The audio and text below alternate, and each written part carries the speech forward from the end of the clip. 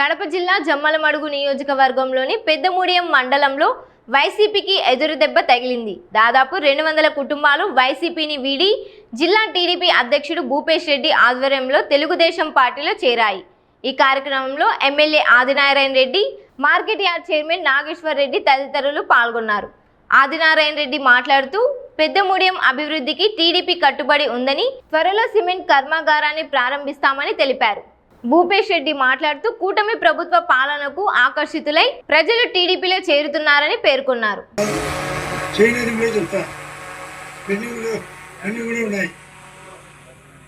ఇక్కడ పెద్దముడియం మండలంలో ఎక్కువ ఫ్యాక్షన్ ఉండే మండలం ఈ మండలం. వాళ్లకు మాకే పడినది. వారు ఇది వాస్తవం లేదా చేస్తారా? ఏమైంది ఇప్పుడు? సినిమా ఎండ్ అయిందే లేదా? మీరందరూ స్వేచ్ఛగా తిరుగుతారా లేదా? అప్పుడు ఆ గుళ్ళగూడ పోయేటప్పుడు నాకు అప్పుడు చెప్పేవాళ్ళు, కొందరు కళ్ళు మూసుకొని బస్సులో పోవడం, లేదంటే దొంగదామన పోవడం. ఇప్పుడు ఆడ నిలబడి ఉచ్చపోసి వస్తున్నారు. నేనేమో కదా టీ కాడ మగ్గులో టీ తాగేస్తాను. పరిస్థితి సాధారణకు వచ్చింది. ఎక్కడ చూసినా రోడ్లు వచ్చినాయి, అడ్డదావులు వచ్చినాయి. బైపాస్ రోడ్ వచ్చింది, పాలూరు నుంచి మొత్తానికి వచ్చింది, పాలూరు నుంచి నారాయణపల్లికి వచ్చింది, పాలూరు నుంచి చిన్నపడానికి వచ్చింది, కుట్టాలపల్లి నుంచి వెంకటేశ్వర నుంచి చెప్తాను. ఈ ఊళ్ళో స్కిల్ సెంటర్ పెట్టి 200 మందికి పైగా ఉద్యోగాలు ఇప్పించి ఆ పార్కు కూడా సూపర్గా డెవలప్ చేశాడు. వచ్చేటప్పుడు ప్రతి ఒక్కరూ ఆ విధంగా కనీసం మాట సాయం అనేది చేయాలి. అందరికీ బ్రహ్మాండంగా తెలివితేడు. నాకంటే వయసులో పెద్దలు కూడా ఉన్నారు, చిన్నవాళ్ళు ఉన్నారు, సమాన వయస్కులు ఉన్నారు. మనం అందరం మోడీ గారు కానీ చంద్రబాబు నాయుడు గారు కానీ P4 అని పెట్టారు, పబ్లిక్ ప్రైవేట్ పీపుల్స్ పార్ట్నర్షిప్ అని. బాగుండే వాళ్ళు బాగలేని వాళ్ళకు ఏదో ఒకటి సాయం, డబ్బు సాయమా, మాట సాయమా, లేదా ముసలిలను బస్ ఎక్కించినది కూడా సాయమే. జమ్మలమడుగులో అన్న క్యాంటీన్ వాస్తవా కదా? జమ్మలమడుగులో ఆసుపత్రి పెట్టాం, పరిగెత్తించడం లేదా? మేమిద్దరం ఇప్పటికీ 11 కోట్ల సీఎం రిలీఫ్ ఫండ్ ఇప్పించాం. 11 కోట్లు.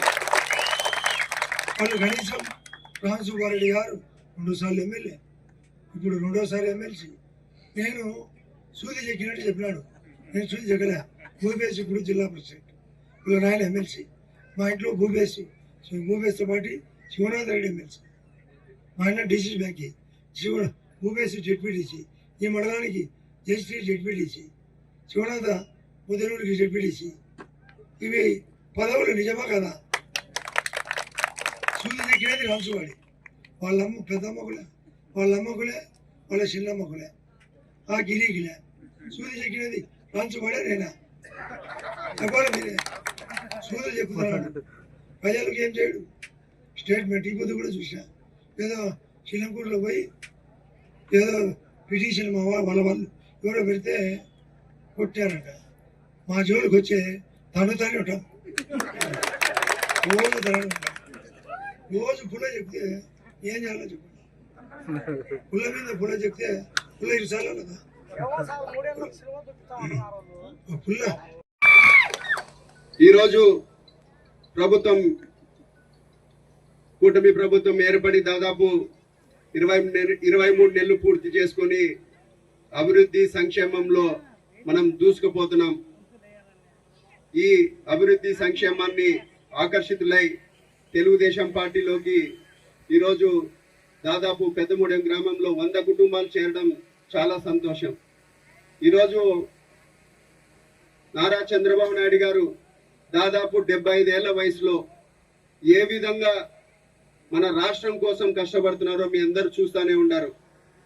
ఎందుకంటే మనకు కూడా మన ఇళ్లలో కూడా 75 ఏళ్ల వయసున్న పెద్దవాళ్ళు ఉన్నారు, కానీ ఆరోగ్య పరిస్థితి కానీ వాళ్ళు ఏ విధంగా ఇబ్బందులు పడుతున్నారో మీకు తెలుసు. కానీ చంద్రబాబు నాయుడు గారు ఒక దృఢ సంకల్పంతో ఆరోగ్య విషయంలో నిజంగా ఒక గొప్ప వ్యక్తిగా, ఆజానుభావుడిగా ఈరోజు మన రాష్ట్రం కోసం తపన పడుతూ రాష్ట్రంలో ఉద్యోగ ఉపాధి అవకాశాలు కల్పించాలా, రాష్ట్రాన్ని అభివృద్ధి చెందాలనే దిశగా ఈరోజు ప్రయాణిస్తూనే ఉన్నాము. దాంతో భాగంగానే విజన్ 2047 అని చెప్పి స్వర్ణాంధ్రప్రదేశ్ మనము ఈరోజు ఒక కాన్సెప్ట్ తీసుకొని చంద్రబాబు నాయుడు గారు ముందుకు పోతా ఉన్నారు. దాంతో భాగంగా ఈరోజు 4వసారి ముఖ్యమంత్రి అయిన తర్వాత ఈరోజు మన అందరికీ సంక్షేమం విషయంలో అయితే దాదాపు పెన్షన్ విషయంలో 4,000 రూపాయలు, వికలాంగులకు అయితే 6,000, లేదా డయాలసిస్ పేషెంట్లకు అయితే 10,000, పూర్తిగా అంగవైకల్యం బెడ్ రీడర్ అయినలకు 15,000 ఇవ్వడం జరుగుతుంది. ఇది మన భారతదేశంలో ఏ రాష్ట్రంలో ఇచ్చే పరిస్థితి లేదు. కానీ మన ఆంధ్రప్రదేశ్ లో కూటమి ప్రభుత్వం నరేంద్ర మోడీ గారి సహకారంతో చంద్రబాబు నాయుడు గారు ఇది సాధ్యం చేస్తున్నారని కూడా ఈ సందర్భంగా తెలియజేస్తున్నాను. ఒక సైడు మనము ఈ సంక్షేమాన్ని ఈ విధంగా ముందుకు తీసుకొని పోతున్నాం. అదే విధంగా మహిళలకు ఉచితంగా గ్యాస్ ఇవ్వడం జరుగుతూ ఉంది. స్త్రీ శక్తి పథకం కింద బస్సు ప్రయాణం కూడా తీసుకొని రావడం జరుగుతూ ఉంది. అదే విధంగా తల్లికి వందనం, ఇది ఎంతమంది పిల్లలు ఉంటే అంతమంది పిల్లలకు కూడా ఈ ప్రభుత్వం ఇవ్వడం జరుగుతూ ఉంది. కూటమి ప్రభుత్వం గత ప్రభుత్వంలో కేవలం చెప్పిందేమో ఎంతమంది పిల్లలు ఉంటే అంతమందికి పిల్లలకి ఇస్తామని చెప్పి ఒక పిల్లలకే ఇవ్వడం జరుగుతూ ఉంది. ఈ రోజు ప్రభుత్వానికి గత ప్రభుత్వానికి ఈ కూటమి ప్రభుత్వానికి వ్యత్యాసం మీరందరూ గమనించాలని కూడా ఈ సందర్భంగా తెలియజేస్తున్నాను.